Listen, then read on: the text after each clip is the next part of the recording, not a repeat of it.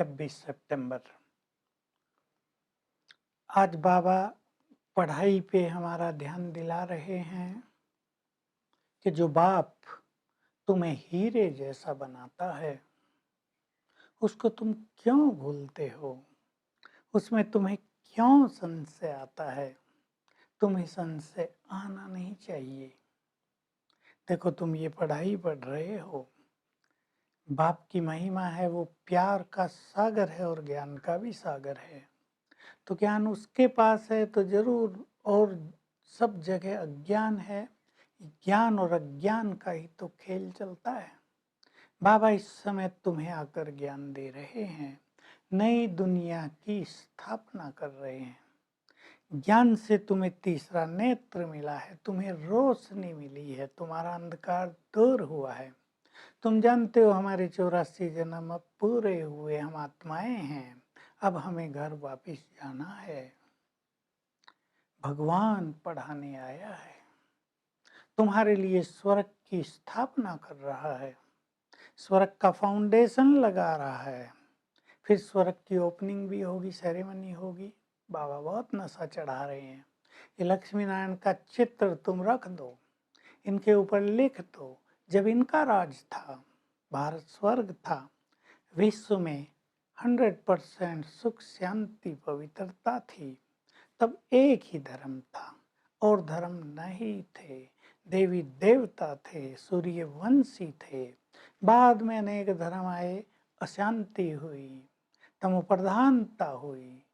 तो फिर एक धर्म होगा सतयुग में, तो बाकी सभी धर्मों का विनाश होना ही चाहिए। तो विनाश की भी तैयारी हो गई है। तुम्हारे दैवी स्वराज की स्थापना हो रही है। तुम सच्ची गीता पाठशाला में बैठे हो, जिसमें एम ऑब्जेक्ट है। तुम मनुष्य देवता बनते हो, तुम्हें विश्व की बादशाही मिलती है। तो ये पढ़ाई है, इसमें संशय नहीं आना चाहिए। लौकिक पढ़ाई में भी बाबा फिर से बैरिस्टर का उदाहरण दे रहे, लॉ, वकीलों का। उन दिनों बैरिस्टर बनना एक बहुत बड़ी बात होती थी। तो बाबा कह रहे, देखो बैरिस्ट्री की पढ़ाई में भी कोई पढ़ते पढ़ते बीच में ही छोड़ देते हैं, बुद्धि इतना काम नहीं करती या पैसा नहीं होता। कोई अच्छे बैरिस्टर बन जाते हैं, बहुत कमाते हैं, उनका बहुत नाम होता है। ये भी तुम्हारी पढ़ाई है।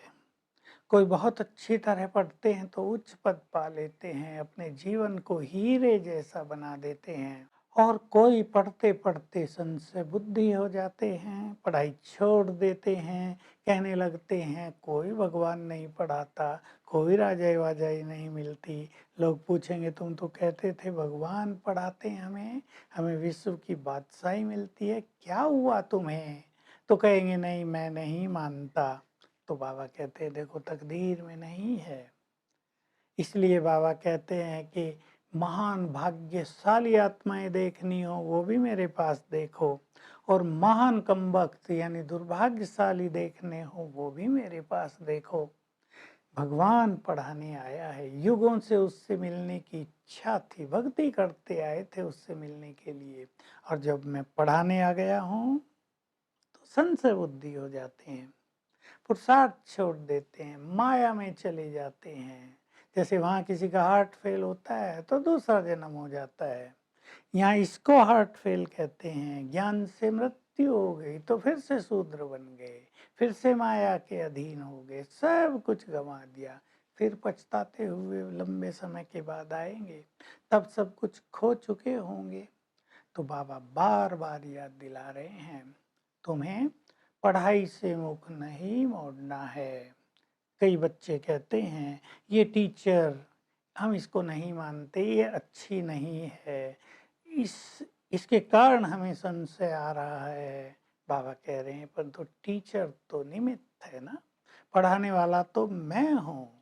तुम्हें मेरे से बुद्धि योग रखना है, तुम्हें मेरी श्रीमत पर चलना है। टीचर में भी कोई कमी हो सकती है, पर मैं तुम्हारा सुप्रीम टीचर हूँ। डायरेक्शन मैं तुम्हें दे रहा हूँ, ज्ञान मैं तुम्हें दे रहा हूँ। बादशाही मुझसे तुम्हें लेनी है, टीचर से नहीं। तो बाबा बहुत उमंग दिला रहे हैं कि बच्चे छोड़े नहीं बाप को। मुश्किल से ये सत्य ज्ञान मिला है, फिर माया में आकर छोड़ देते हैं। बाबा भक्ति का भी उदाहरण दे रहे हैं कि देखो मैंने तुम्हें हीरा बनाया था तो तुमने मेरे मंदिर बनाए। पहला जो सोमनाथ का मंदिर बनाया तो उसमें बहुत कीमती हीरो का शिवलिंग बनाया। हीरो की ही वैल्यू होती है, हीरे को बीच में रखते हैं। पुखराज के साथ उसकी वैल्यू नहीं होती। बाबा तो जवाहरी थे तो सब जानते हैं। और रत्नों की वैल्यू सबसे ज्यादा है। तो मैंने तुम्हें हीरे जैसा बनाया, मैं तो खुद ही हीरा हूँ, तो तुम भी मेरा मंदिर हीरो का बनाते हो। तो बाबा कह रहे हैं अब दैवी गुण धारण करो। मनुष्य से देवता कैसे बनना है ये तुम्हें सबको सिखाना भी है, और खुद भी दैवी गुण धारण करते करते पवित्र बनते बनते तुम देवता बन जाओगे। तो सेवा बहुत करनी। बाबा म्यूजियम खोलते हैं, प्रदर्शनी लगती हैं, सब बच्चों को दूसरों को जाकर ज्ञान देना है। भले ही थोड़े निकले लेकिन तुम्हें निराश नहीं होना है, ज्ञान देते चलना है। बाबा याद दिला रहे हैं तुम्हारा एग्जाम बहुत बड़ा है, एम ऑब्जेक्ट भी तुम्हारे सामने खड़ी है। इस पढ़ाई में अच्छे बुद्धिमान बच्चे ही फुल पास होते हैं। बाकी जिनको संशय आ गया किसी भी कारण से वे तो अपना पद गंवा देते हैं। तुम प्रदर्शनी आदि लगाते हो, उन दिनों प्रदर्शनी पर म्यूजियम पर बाहर बोर्ड लगता था गेट वे टू हेवन। तो बाबा कह रहे ये शब्द भी बहुत अच्छा है, ये स्वर्ग में जाने का गेट है। जैसे इंडिया गेट, दिल्ली गेट ये बने हैं भारत में, एक दिल्ली में है, एक मुंबई में है। तुम्हारा ये स्वर्ग का गेट है। तो इस तरह तुम सभी को स्वर्ग में जाने का रास्ता बताते हो। वरदान है स्वस्थिति की सीट पर बैठकर परिस्थितियों को पार करने वाले मास्टर क्रिएटर बनो, मास्टर रचयिता भव। तो हमारी स्वस्थिति की सीट इतनी अच्छी है कि माया की या प्रकृति की जितनी भी परिस्थिति आए वो सहज ही इसके बल से पार हो जाती हैं। तो हम अपनी स्वस्थिति की सीट को खोएं नहीं।